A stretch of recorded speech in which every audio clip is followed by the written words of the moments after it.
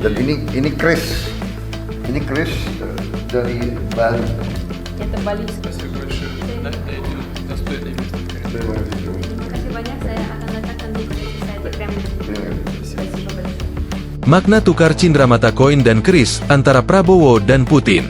Presiden Prabowo Subianto dan Presiden Rusia Vladimir Putin bertukar cindramata usai pertemuan bilateral di Istana Konstantinovki, St. Petersburg, Kamis, 19 Juni 2025. Ada sejumlah hadiah yang diberikan Putin ke Prabowo, yakni buku dan pedang perwira yang ditaruh dalam peti. Prabowo turut memberikan patung pahatan Garuda beserta keris ke Presiden Rusia tersebut.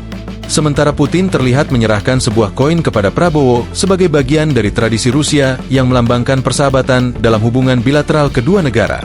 Dalam suasana hangat, kedua kepala negara ini secara langsung menjelaskan makna masing-masing hadiah yang diberikan. Putin menunjukkan dua buah buku bersampul coklat yang ditulis oleh Prabowo berjudul Kepemimpinan Militer. Buku ini ditulis saat menjabat sebagai Menteri Pertahanan. Buku tersebut telah diterjemahkan ke dalam bahasa Rusia dan diterbitkan di Rusia.